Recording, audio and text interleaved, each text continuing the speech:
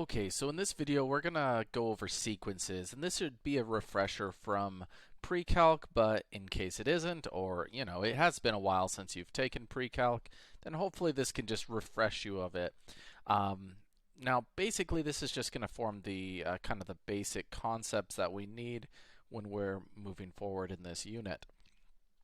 So, first of all, an infinite sequence, okay? An infinite sequence, or just a sequence, is a list of numbers written in a definite order. We call these, or we denote these things a sub 1, a sub 2, a sub 3, in which the first term is a sub 1, second term a sub 2, and the nth term is a sub n. So if you notice, we're going by natural numbers, 1, 2, 3, 4, 5, etc. And so we usually use n to denote this natural number aspect of it. Now, that isn't to say that we can't start at a sub, like, say, 0 or something like that if we wanted.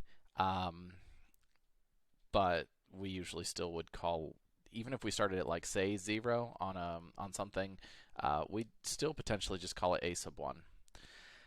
Anyway, so the sequence can be defined as a function f of n, where n is an integer, but we generally don't use function notation so we can avoid some confusions.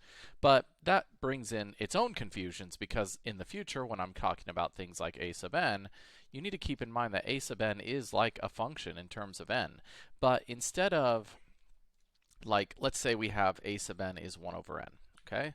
Well, it's the same thing as this function 1 over x, but instead of something like this, it actually looks more like x, f of x, 1, 2, 3. It actually looks like this. Hide that. Okay, this is what our sequence would look like.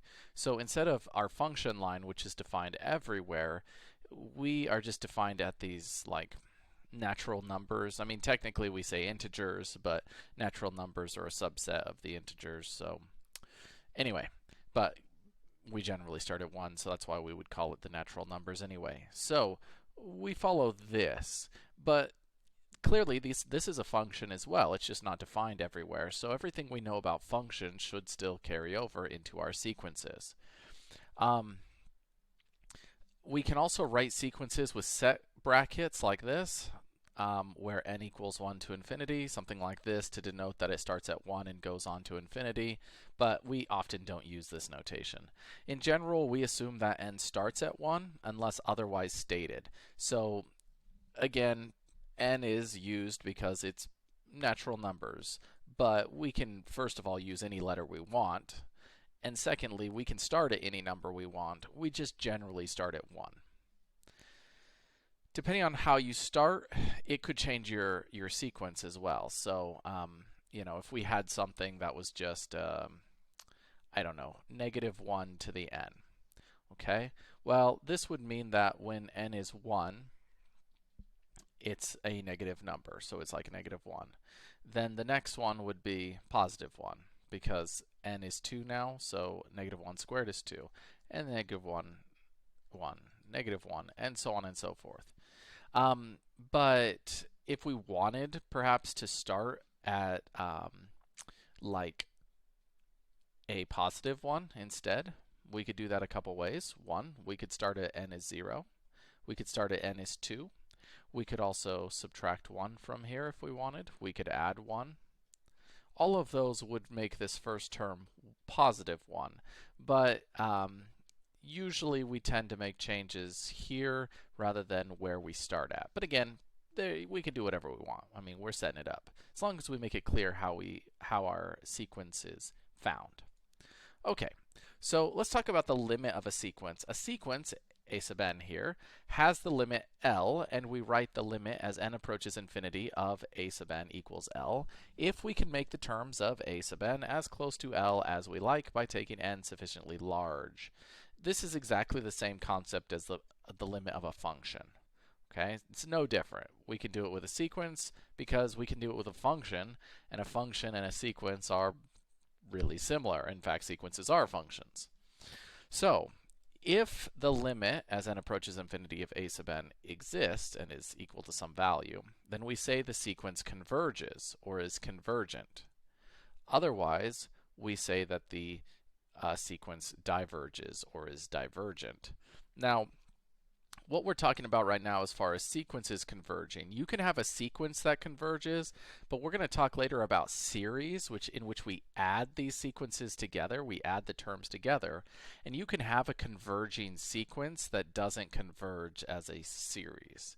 And so, depending on our situation, first of all, a sequence converging is kind of the basis for a series converging. If our sequence doesn't converge, then our series probably is not going to converge because, you know, the underlying sequence doesn't. But so at a basic level, it is important that our sequence converges.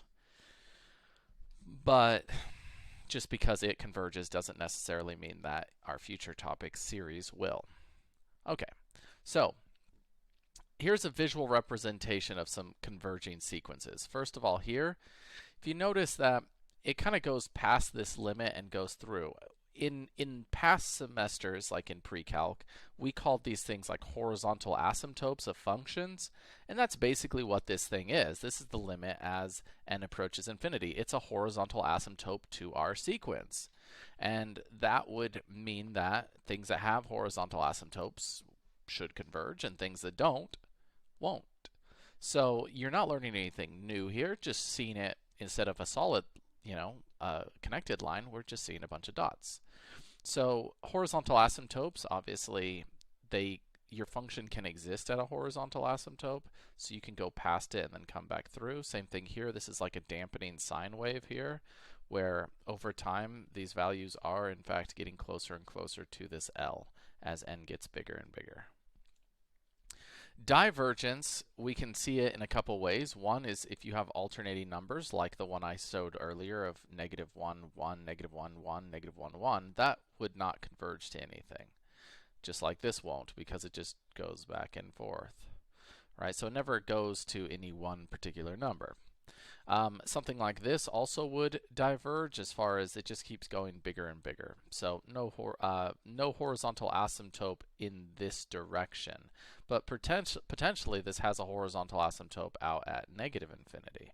This is an exponential, and so it would technically have a horizontal asymptote out at negative infinity, because if you recall functions and their horizontal asymptotes, we think about it at negative infinity and positive infinity. But for us with sequences, we're not looking to the left because we're following up in natural numbers, positives only basically. So it has none. It doesn't converge, just grows off into the infinites. So yeah. So again, the limit as n approaches infinity of this would just go to infinity, doesn't converge. Or we say it diverges to infinity. That's a more specific divergence than this one, but it's still a divergence. Okay, so a few things. The only difference between our definitions of limits with functions and sequences is that our sequences domains are restricted to integers, as mentioned earlier. So many of our concepts we know from functions and limits apply to sequences. So if the limit as x approaches infinity of f of x is L and f of n is a sub n, then when n is an integer, then obviously the limit as n approaches infinity of a sub n will also be L. So the red line here is the function f of x, and the dots are f of n's.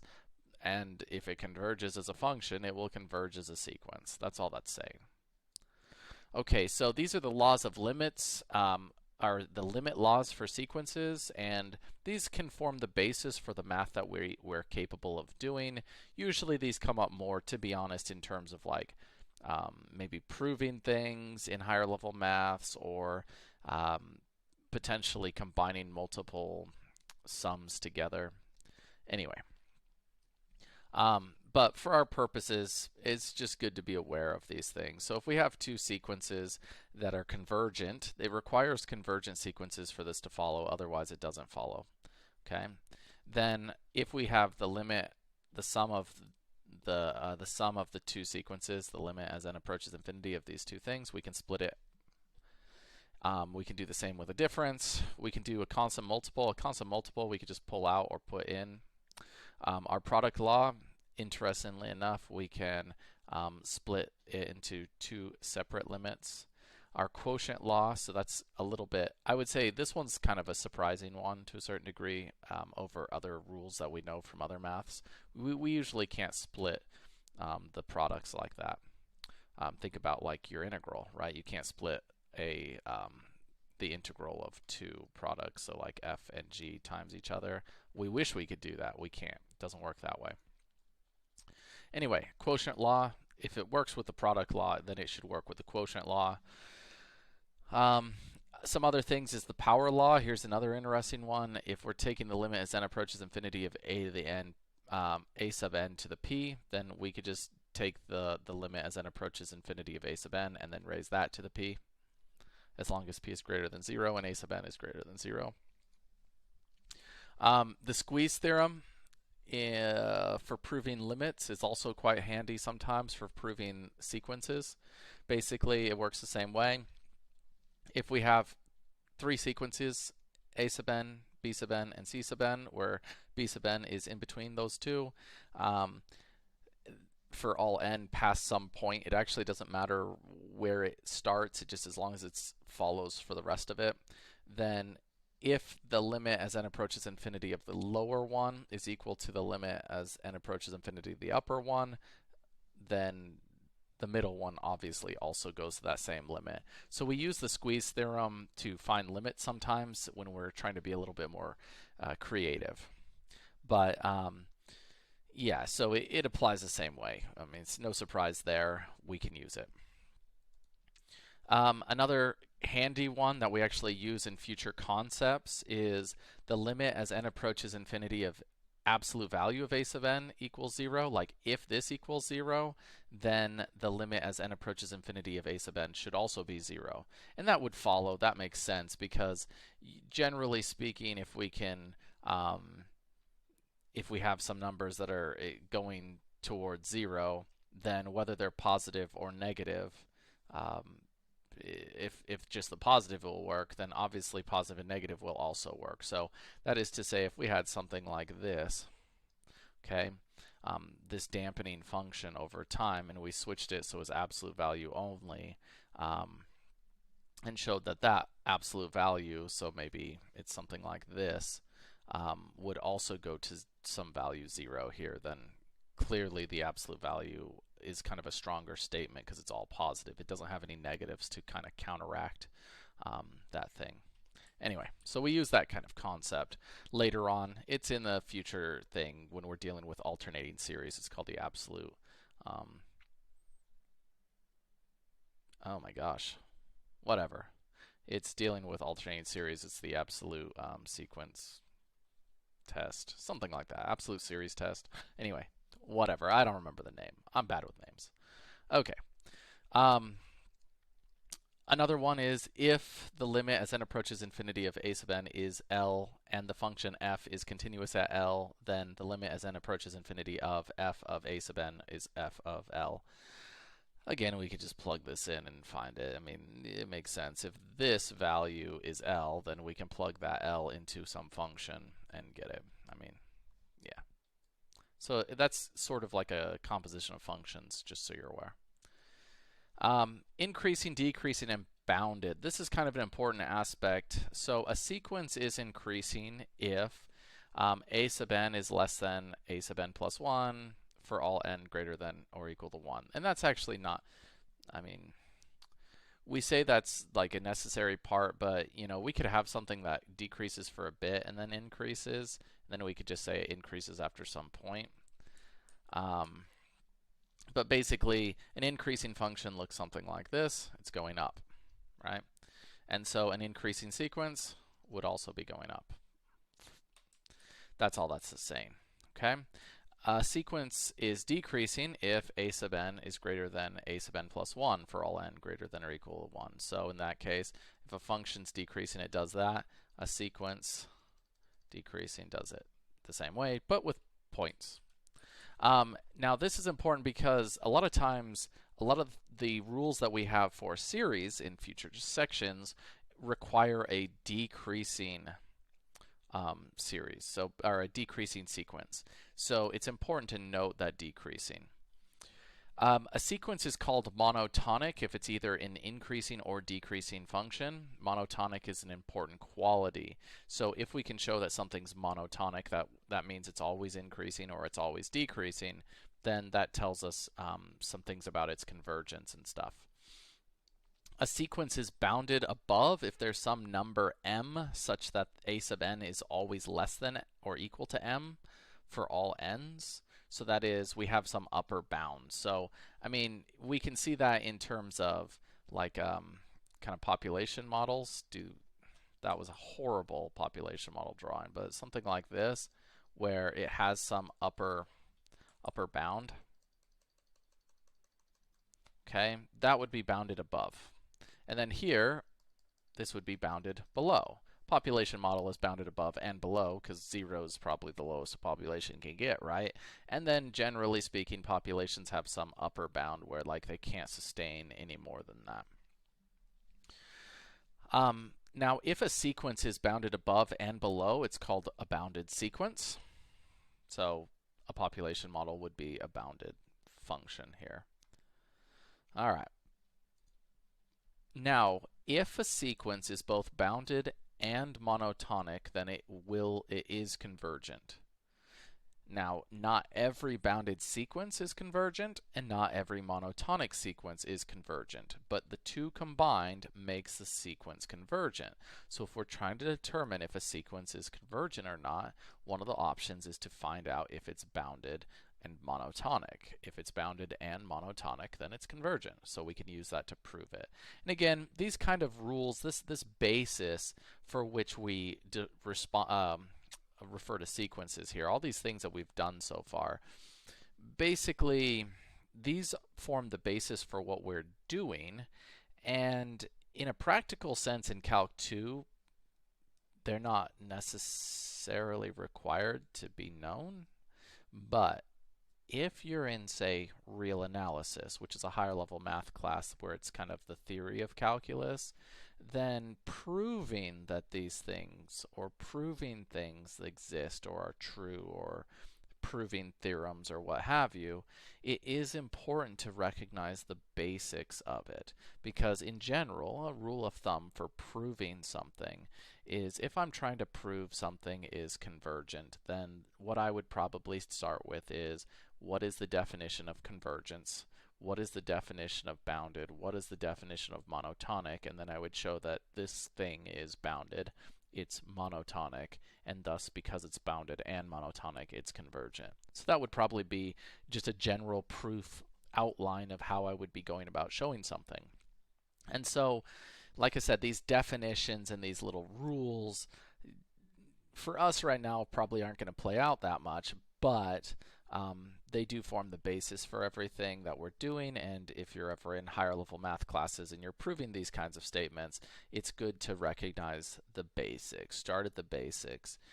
That's pretty much what I found when I was proofwriting, when I was just only doing basically all I did was write proofs, in grad school, and those things involve, like, I found that one of the ways to just deal with proofs was to start at the basics. If I'm trying to prove some statement, then I go, okay, well, what's the definition of that thing I'm trying to prove? And then what's the definition of the things I have? And then combine them, basically, connect them in some way. So, like I said, this is just kind of a quick refresher of what a sequence is.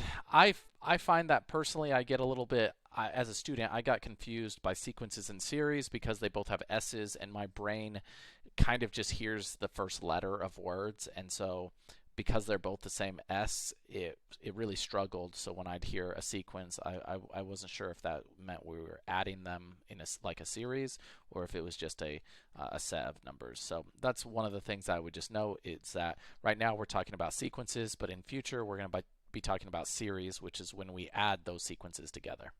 So anyway, that was our sequences. Thanks for watching.